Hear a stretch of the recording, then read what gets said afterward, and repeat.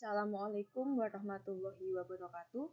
Perkenalkan, saya Natasha Mahendri Kusumawardhani dengan NIM D500-200-083 dari Program Studi Teknik Kimia Fakultas Teknik Universitas Muhammadiyah Surakarta akan mempresentasikan proposal penelitian dengan judul Sintesis dan Karakterisasi Fisikokimia Film Gelatin Tulang Sapi Kitosan Taut Silang Polivinil Alkohol dan Sukrosa sebagai Advanced Medical Material dengan dosen pembimbing Ibu Siti Fatimah SSI MSc. Outline penyampaian secara garis besar akan ada pendahuluan, metodologi penelitian, dan penutup. Pendahuluan, latar belakang dari penelitian ini yaitu Badan Pusat Statistika mencatat pada tahun 2022 kurang lebih terdapat sebanyak 57.317 ton tulang sapi yang dapat dimanfaatkan menjadi gelatin halal. Karena banyak gelatin yang beredar di pasaran berasal dari babi. Gelatin sendiri merupakan polimer yang mirip dengan kolagen prekursor yang diperoleh dengan cara ekstraksi.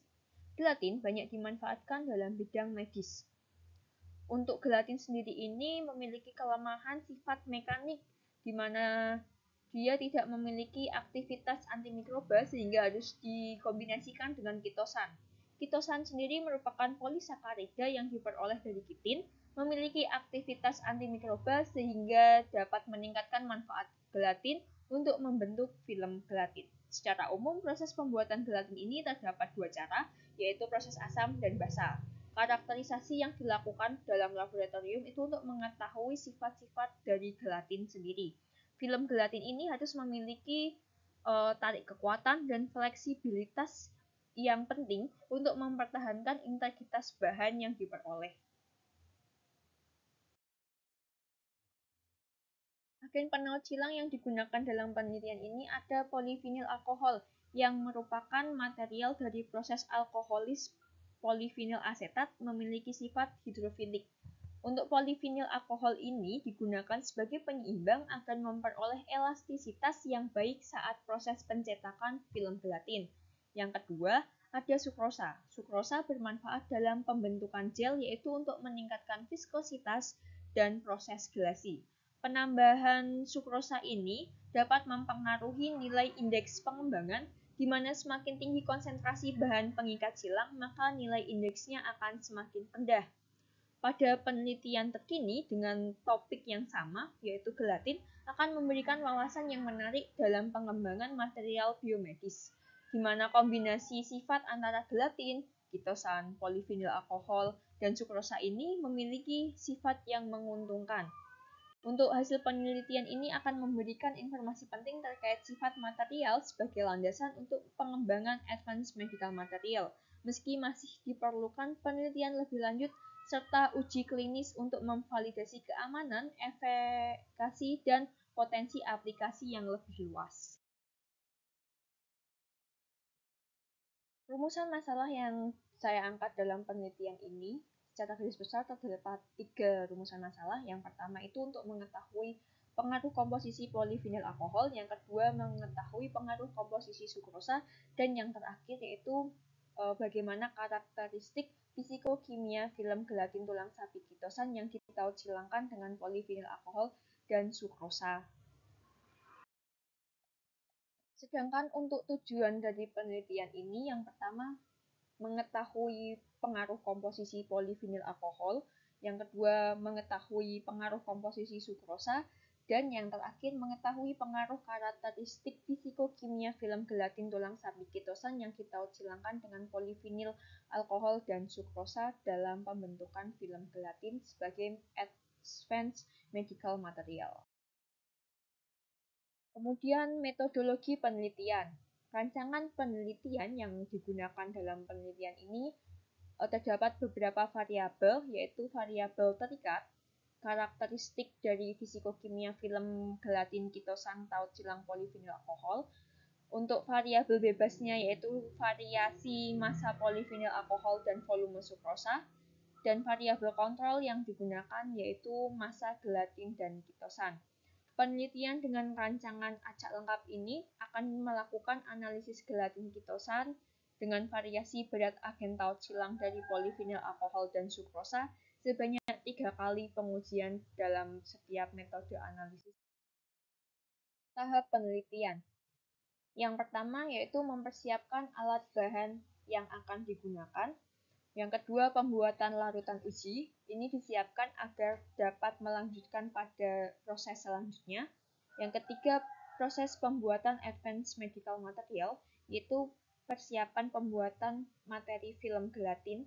Yang terakhir yaitu proses sintesis dan karakterisasi sampel gelatin kitosan, taut silang, polivinil alkohol, dan sukrosa dipastikan untuk proses secara kerja sesuai dengan metode yang telah dipersiapkan. Cara kerja yang dilakukan dalam penelitian ini, yang pertama adalah pembuatan larutan gelatin. Gelatin dilarutkan ke dalam aqueous dan di-stirring selama 2 jam pada suhu 60 derajat Celcius. Kedua, pembuatan larutan kitosan. Kitosan ini dilarutkan dalam 5% asam asetat dan di-stirring atau diaduk selama 2 jam pada suhu 60 derajat Celcius. Yang ketiga, pembuatan larutan polivinil alkohol. Ini dilarutkan ke dalam aqueous dan diaduk selama 3 jam pada suhu 70 derajat Celcius. Yang keempat, pembuatan larutan sukrosa.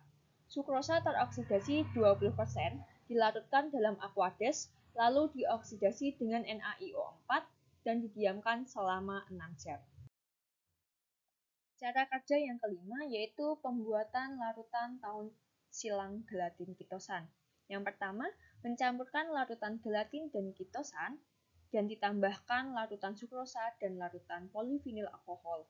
Kemudian semua larutan dicampur, diaduk dengan kecepatan 200 rpm pada suhu 70 derajat Celcius selama 30 menit. Yang terakhir yaitu karakterisasi fisikokimia gelatin kitosan, taut silang, polivinil alkohol, dan sukrosa. Kemudian untuk metode analisis mengetahui karakteristik dari film gelatin ini akan ada pengujian analisis swelling atau indeks pengembangan, di mana spesimen padat gelatin akan disaring pada ukuran 120 mesh, direndam dalam alkohol, dilarutkan dalam larutan buffer selama 3 jam pada suhu ruang. Kemudian analisis gugus fungsi atau FTIR. Ini untuk film gelatin yang telah dibuat tadi akan dianalisis untuk melihat nilai ATF atau Attended Total Reflection pada ukuran 400 dan 4000 per cm-nya. Untuk sampelnya akan dibuat persegi pada ukuran 2x2 dan dibentuk pelet dan di-scan pada suhu 25 derajat Celcius. Kemudian untuk analisis kadar air, di sini kadar air dalam sampel gelatin akan diukur dengan cara sampel diletakkan dalam cawan dan di oven pada suhu 100 sampai 102 derajat Celcius selama 6 jam. Yang terakhir ada pengujian viskositas, di mana sampel gelatin tulang sapi dan gelatin komersial nanti masing-masing akan dilarutkan dalam aqueous, didinginkan pada suhu 20 derajat Celcius, kemudian diukur menggunakan viskometer untuk mengetahui viskositas dari sampel gelatin yang dibuat. Risk assessment. Di sini ada pemahaman penggunaan alat dan bahan dalam laboratorium, kemudian efek toksisitas dari bahan yang digunakan dalam penelitian. Jadi kita harus mengetahui bahan-bahan apa saja yang kita gunakan dan mungkin efek samping yang akan ditimbulkan pada penggunaan bahan-bahan itu.